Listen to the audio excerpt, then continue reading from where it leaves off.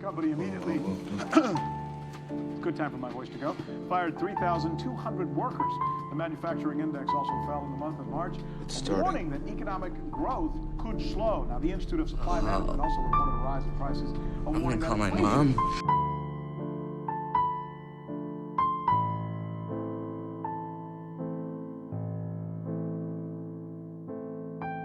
And what will trigger it?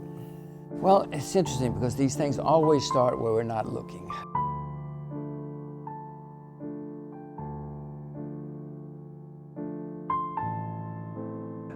Someone has to do something.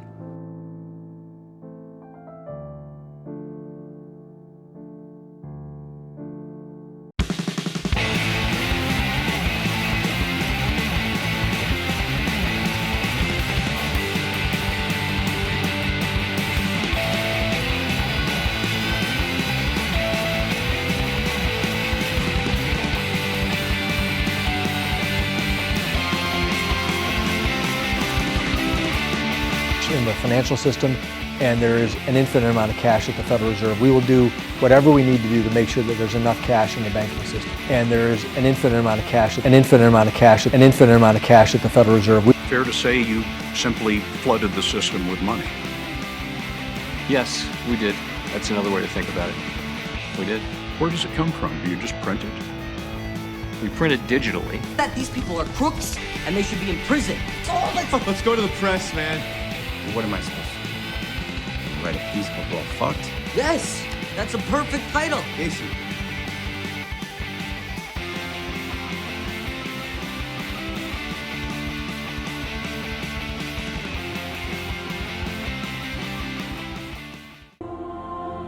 Look to my coming at first light on the 5th day.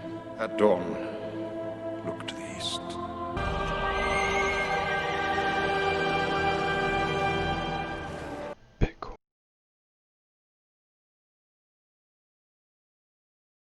Let me put it this way. I'm standing in front of a burning house, and I'm offering you fire insurance on it. Hello, and welcome to our Modern Money Journey. Just a brief reminder that I am not a licensed professional. This is not investment advice. This is for entertainment purposes only.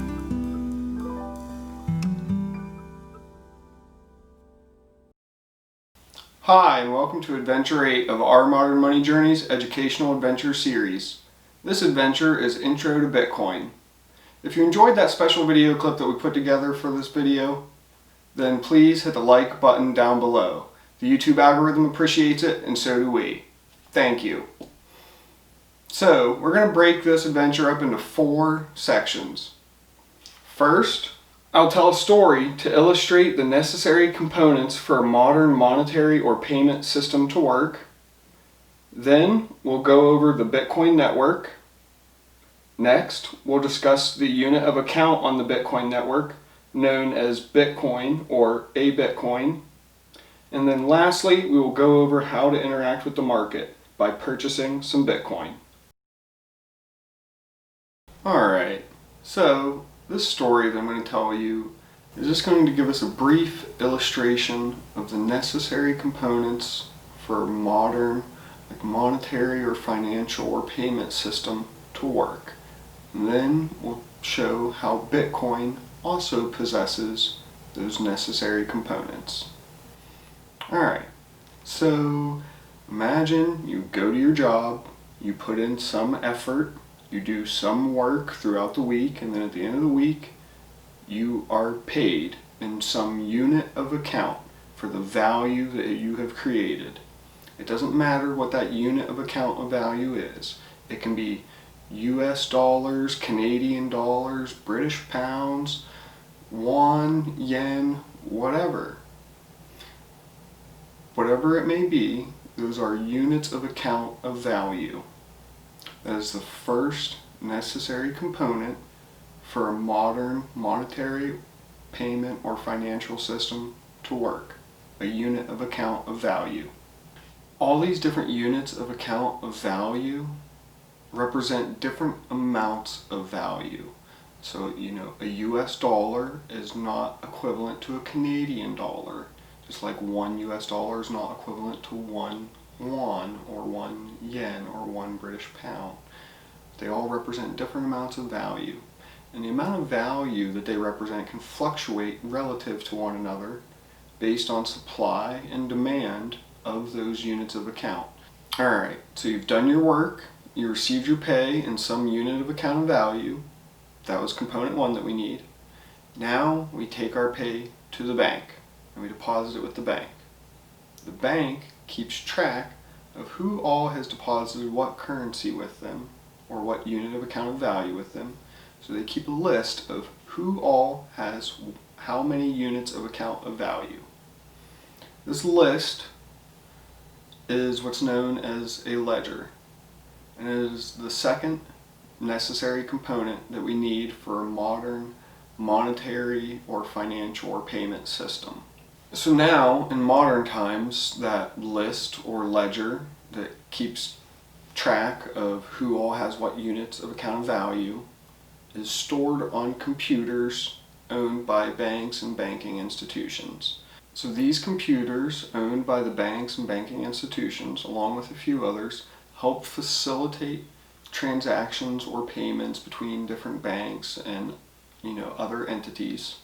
So they make up the backbone of the payment infrastructure or transaction infrastructure, which is the third component necessary for a modern financial or payment or monetary system.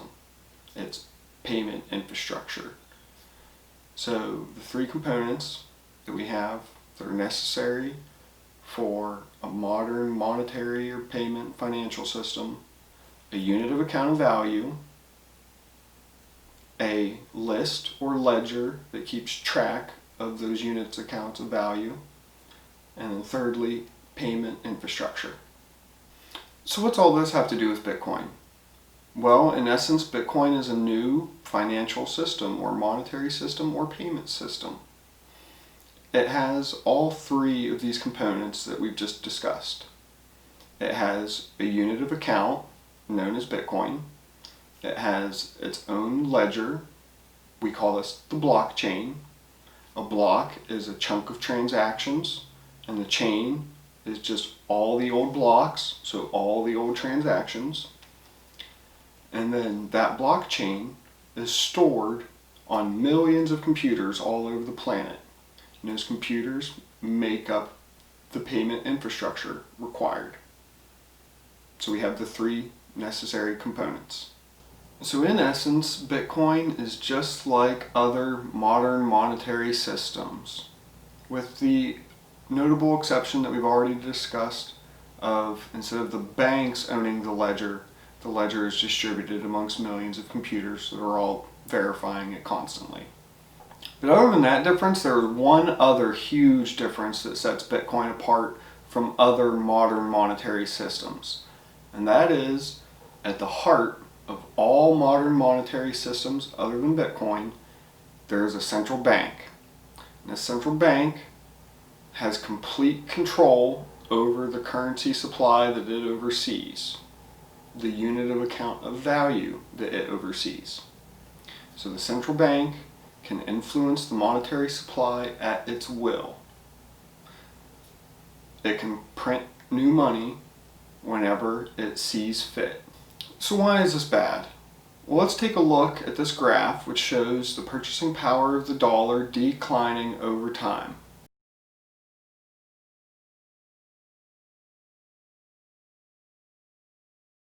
So why is the purchasing power of the dollar declining? Well, when you print more and more and more, and I don't just mean a steady amount more, I mean progressively more units of account value, when you print more money into existence, then the purchasing power of the existing money, the previously existing money, goes down. This is Economics 101. As the supply goes up, the value goes down. With Bitcoin, there is a fixed creation schedule, and there is a fixed terminal supply, or a fixed maximum supply. There will only ever be 21 million Bitcoin, ever. So in the Bitcoin monetary system, there is a fixed maximum supply or fixed unit of account of value once we hit that maximum supply.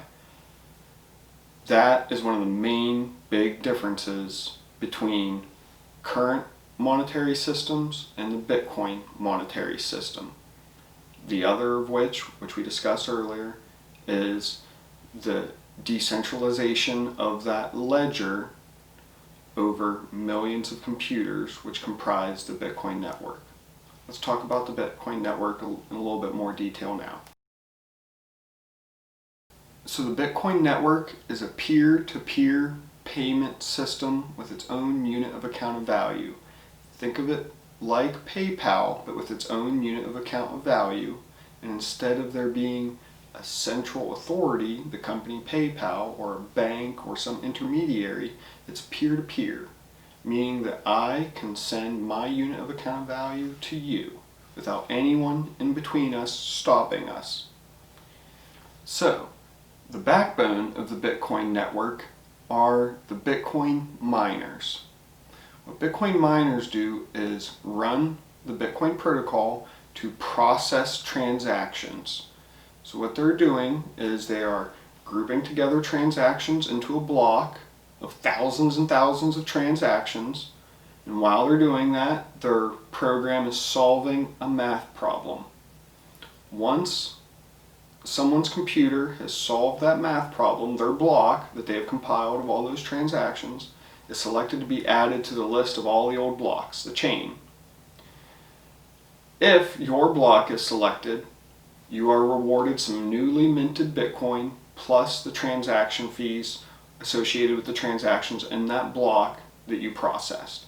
This is a reward incentive for helping to run the network and processing transactions by running the Bitcoin protocol. So, every time a block is added to the chain of old blocks, there are 3 pieces of data that are in that block, essentially.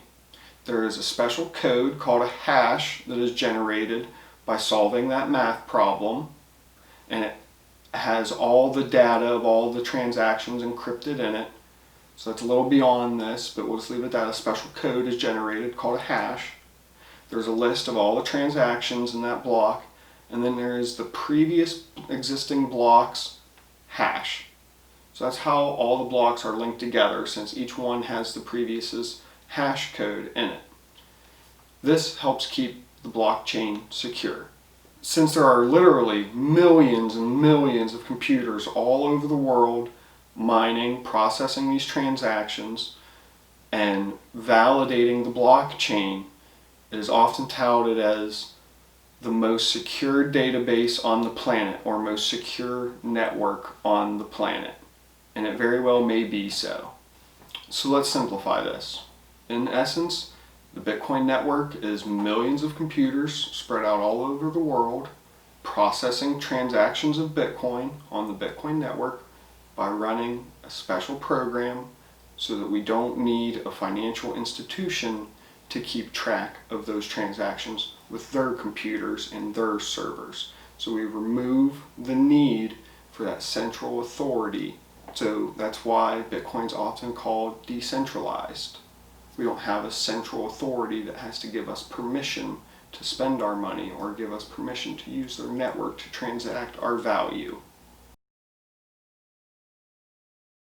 Alright, so now let's talk about the unit of account, Bitcoin. Bitcoin is the unit of account of value on the Bitcoin network. It is what is transacted back and forth so that people can keep track of who has how much value on the network. It's simply a tool for accounting, or a mechanism for accounting. Just like a dollar or a yen or any other unit of account of value. We've also already said that there's newly created Bitcoin in the mining process. So whenever miners are processing transactions, they are being rewarded newly created Bitcoin. This Bitcoin creation supply is cut in half every 4 years. If you take a look at this chart, you can see by cutting the supply in half every 4 years, eventually we will reach a limit. And that limit and the supply of Bitcoin is 21 million. Currently, we are at about 18 million Bitcoin in supply or in circulation. Although Bitcoin is scarce, it is also highly divisible. A single Bitcoin can be broken down into 100 million individual pieces. Each one of these pieces is called a Satoshi, named after the mysterious inventor of Bitcoin, Satoshi Nakamoto. So, Bitcoin is 1, scarce, 2, easily divisible, and then thanks to the Bitcoin network, it is permissionless and secure. It's these 4 attributes that give Bitcoin value, amongst other attributes. But what is the true value of a Bitcoin? Well, that's up for hot debate, and we'll have videos on that in the future. However, my thoughts, warning, these are just my thoughts, I'm not a licensed financial advisor, I'm just going to tell you what I think. I personally believe that Bitcoin will continue to perform significantly well as an asset over the next decade or more. Bitcoin was the best performing asset over the last decade. So over the last 10 years, Bitcoin outperformed gold, real estate, the S&P 500, and every company in it. Think about that. I really think that Bitcoin will continue to outperform most other assets over the coming decade. So that's why I have a good chunk of my money in Bitcoin. So how do you get some Bitcoin? Well, let's show you guys how to interact with the market by purchasing some Bitcoin on Coinbase.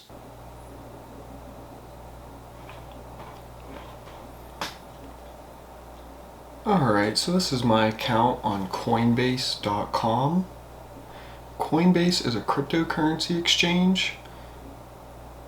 It's a really good cryptocurrency exchange for beginners. It's easy to use. The user interface is really friendly. It's not too complicated by any means. And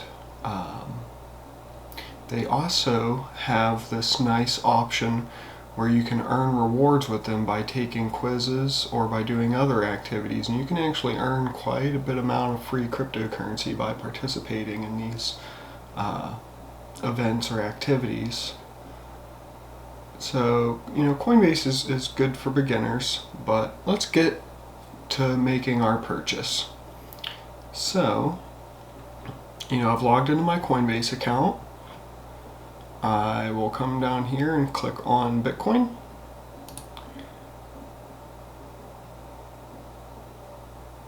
And then we can see what Bitcoin's price has been doing today. It looks like it's down. It's usually best to make a purchase on a down day, so that way you're not paying any extra for Bitcoin than what you need to. So let's make our purchase. So we'll come over here, we're going to buy, and we're going to do $100.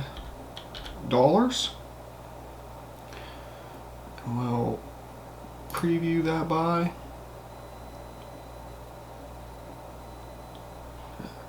And we'll go ahead and buy now.